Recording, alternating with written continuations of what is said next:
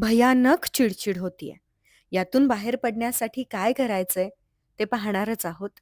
पण त्याआधी मला सांगा, तुम्ही स्वतःला मोकळं करण्यासाठी काय करता?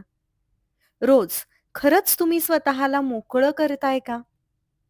आपल्यातली चिडचिड, तणाव, थकवा वाढतो.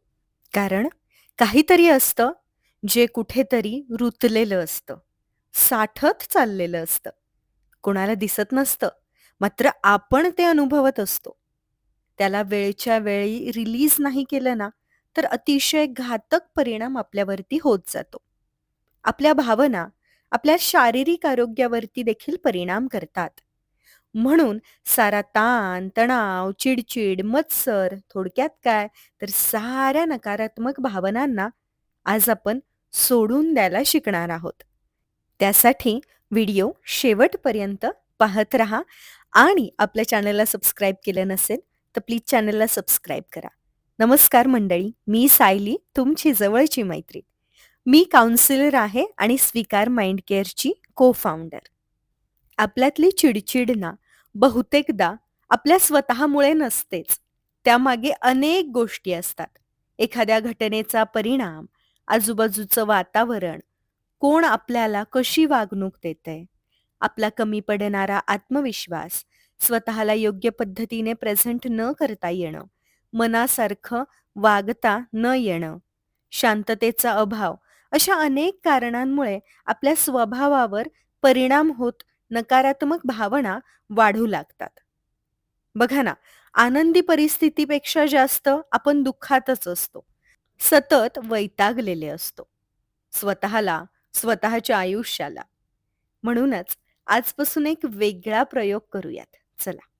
आपल्या आयुष्यात ना, आपण स्वतः एक महत्त्वाचे घटक आहोत, हे मनावर बिंबवूयात.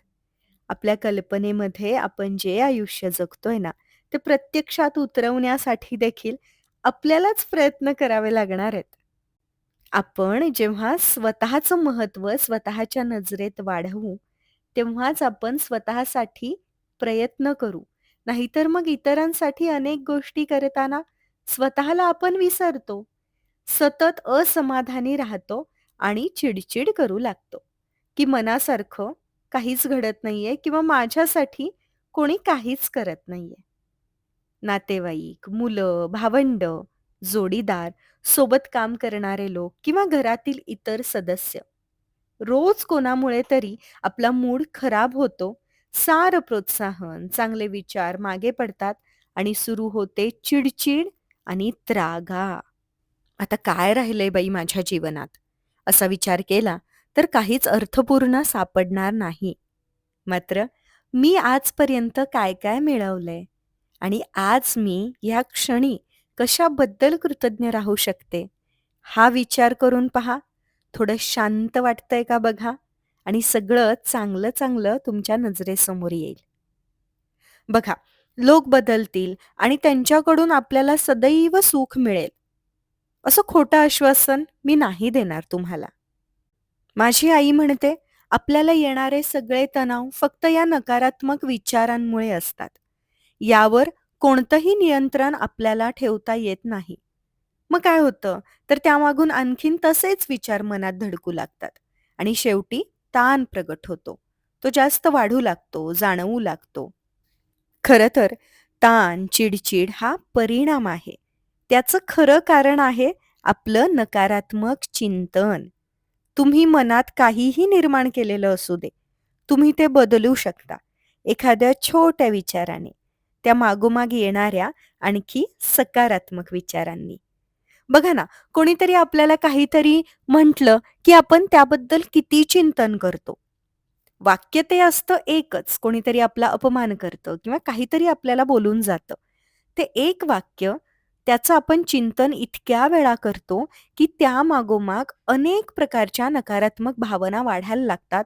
आपली चिडचिड वाढायला लागते आणि मग तशाच अनेक गोष्टी आपल्याला सापडायला लागतात किंवा आठवायला लागतात. मग थोडंसं आपण थांबूयात आणि काय करूयात, तर आज मी कशाबद्दल कृतज्ञ आहे? आज माझ्या आयुष्यात काय चांगलं घडलंय? याबद्दल विचार करून बघूयात. आपल्याला थोडं तरी चांगलं आठवेलच ना. जे नकारात्मक आहे ते आठवायला फार वेळ नाही द्यावा लागत.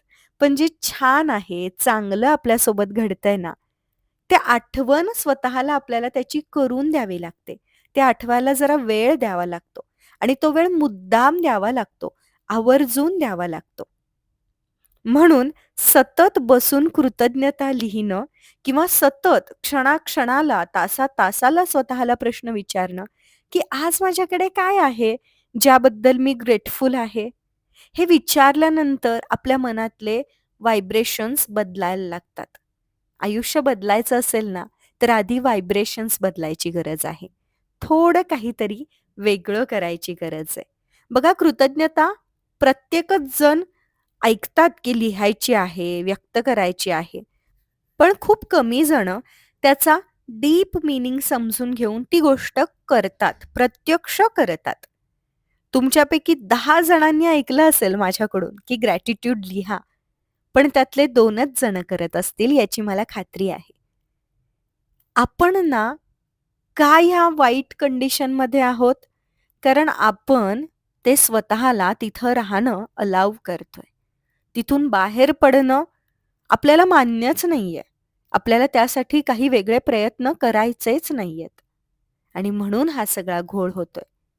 आपल्या सगळ्यांना माहिती आहे, की आपल्याला आपल्या जीवनामध्ये काय करायचंय. पण आपल्यातले खूप कमी लोक आहेत, जे आपल्याकडे असलेलं ज्ञान प्रत्यक्ष वापरतात. ती कृती करतात. नुसतं आपल्याला गोष्टी माहिती असणं गरजेचं नाहीये, तर त्या प्रत्यक्षात करणं तितकंच गरजेचं आहे. अनेक गोष्टी करण्यासाठी वेळ लागतो, बरोबर आहे. पण एकदा का तुम्ही ठरवलत, की मला आत्ता या क्षणापासून माझं आयुष्य बदलायचं आहे. मला स्वतःला शांत करायचं आहे. मला माझ्यातली सगळी चिड दूर करायची आहे. त्या क्षणापासून तुमचं आयुष्य बदलायला लागेल.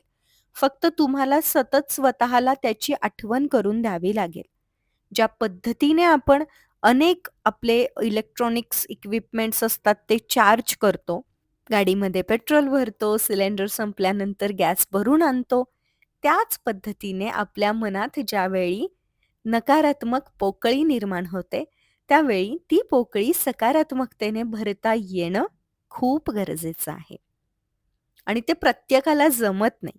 आपण खूप मोटिव्हेशनल व्हिडिओज पाहतो आणि करत काहीच नाही. ज्या वेळी त्रास होईल, चिड होईल, त्या वेळी आपल्याला माहिती आहे, की माझी खूप चिड होते आणि त्यामुळे आपल्याला आणखी चिड व्हायला लागते. कारण आपण काहीच करू शकत नाही, असं आपल्याला वाटत असतं. मात्र आपण करू शकतो. आपण या गोष्टीवरती इलाज नक्कीच करू शकतो. आपण थांबवू शकतो. स्वतःला अनेक प्रश्न विचारू शकतो, की माझ्याकडे आज आनंदाने जगण्यासाठी किती गोष्टी आहेत? माझ्याकडे आज अशा कोणत्या गोष्टी आहेत ज्याची मी पूर्वी स्वप्न बघायचे? आज मी त्या गोष्टी मिळवलेल्या आहेत आणि त्या मिळवून देखील जर मी आनंदी नसेल, तर मला आनंदाचा खरा अर्थ कळालाच नाहीये.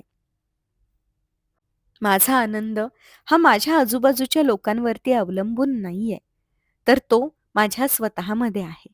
भलेही समोरच्या व्यक्तीने माझ्याबद्दल काहीतरी अपमानास्पद वाक्य वापरलं असेल, पण ते स्वतःमध्ये कितपत घेऊन त्याचा परिणाम आपल्या जीवनावरती करून घेणं, हे आपल्या हातात आहे. हां, या सगळ्या गोष्टी मी देखील केलेल्या आहेत. इतरांच्या अशा वाक्यांमुळे किंवा वागण्यांमुळे मी स्वतः खूप मानसिक त्रास करून घेतलेला आहे. मग मला असं वाटलं, की समोरचा व्यक्ती जे बोलतोय तसे आपण वागलोय का? नाही. मग आपण त्रास का करून घ्यायचा? आपण कसे वागतोय? आपण काय करतोय? आपण किती प्रयत्न करतोय? हे आपल्याला माहिती आहे. आणि आपल्याला ते कोणासमोर सिद्ध करायचं नाहीये. कारण ते सिद्ध नाही होऊ शकत. कोणीच मन भरून आपलं कौतुक नाही करू शकत.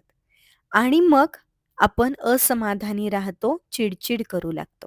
म्हणून आता एक गोष्ट जाणून घेऊयात, की आपण जे प्रयत्न करतोय, आपण ज्या पद्धतीने आयुष्य जगतोय, ते आपल्याला माहिती आहे. आपण तिथे प्रामाणिक आहोत आणि त्याबद्दल जर कोणी काहीतरी कमेंट्स पास करत असेल, मग ती जवळची व्यक्ती असू देत, दूरची व्यक्ती असू देत, तर ते आपण स्वतःच्या मनाला लावून घ्यायचे नाहीत.